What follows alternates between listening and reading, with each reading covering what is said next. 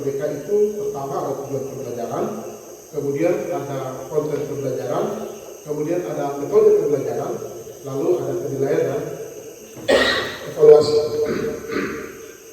Nah, untuk tujuan pembelajaran ini, Bapak Ibu, untuk kultur merdeka kita semua dipandu lewat Kementerian Pendidikan, Riset dan Teknologi Republik Indonesia.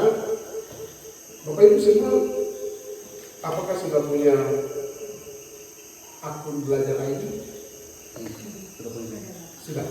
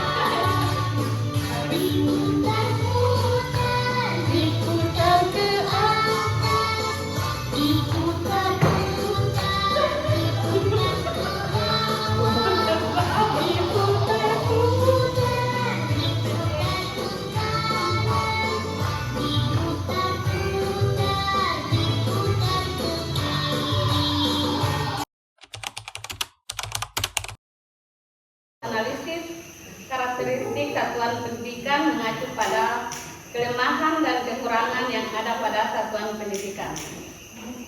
Hanya ada 2 poin, kelebihan dan kelemahan. Kelebihan ada 4. Ada 4 yang ada pada kami, dan itu saya akan berbagi di malam ini.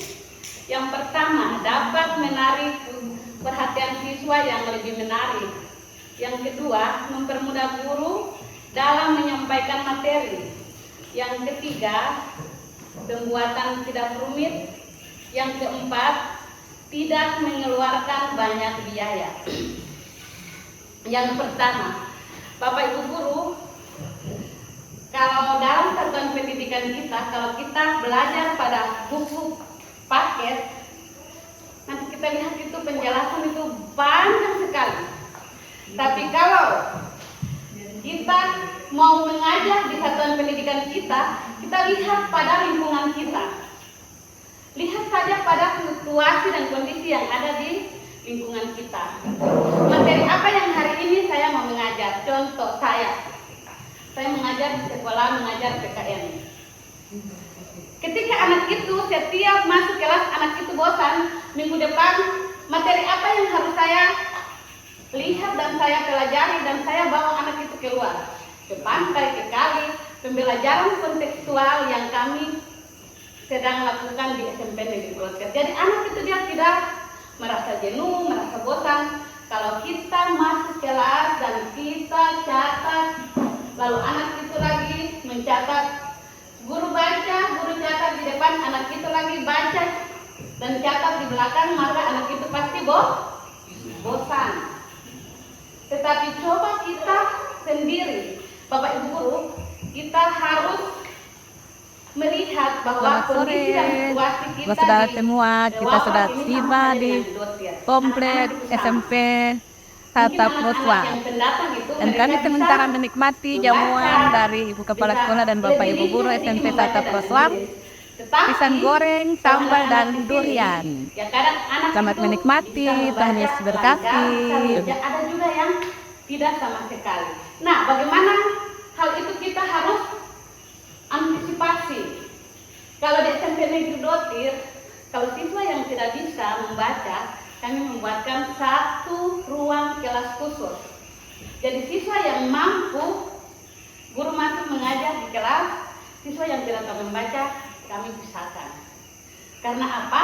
Ketika kita kasih pembelajaran, siswa yang mampu pasti dia bertanya, tapi siswa yang tidak mampu pasti dia duduk saja. Dan itu nanti dia merasa bahwa aduh nanti ibu guru dia sebut satu nama, dan anak itu pasti dia merasa takut, dan anak itu pasti dia merasa minder. Jadi jalan satu-satunya kita harus membuat ruang kelas khusus.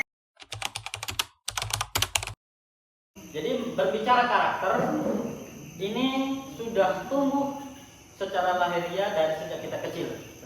Jadi karakteristik ini merupakan identitas. Mungkin ada di antara kita ada yang mungkin ada saudara kembar. Kembar menginformasikan bahwa memiliki kemiripan, tetapi karakternya berbeda. Mungkin salah satunya ada yang pemarah, yang satunya pendiam. Hal ini juga berlaku pada satuan pendidikan. Ya.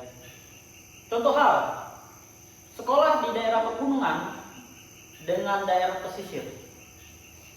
Di daerah pesisir kita berdekatan dengan daerah pantai, sedangkan di daerah gunung itu tidak ada daerah pantai. Yang sudah pasti, kalau kita membawa contoh kepada siswa dan siswi serta didik, kalau kita di daerah gunung, contoh di daerah pegunungan, kita meminta pada siswa, coba kalian bayangkan bintang laut itu seperti apa. Sudah pasti mereka yang di daerah gunung tidak tahu bintang laut itu seperti apa, ciri-cirinya seperti apa.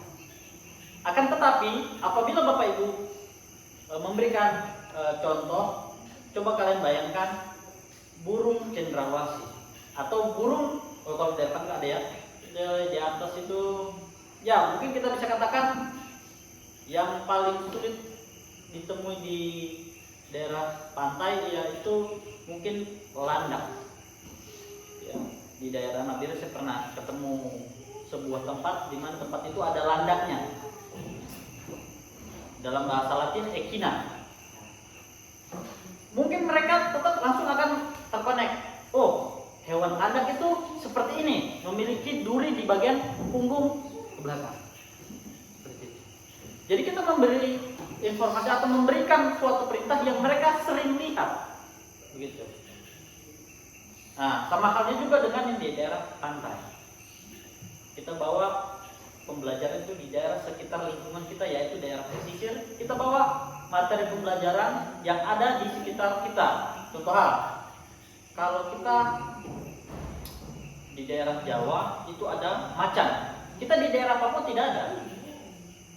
Mereka akan kesulitan memahami hewan macan itu seperti apa.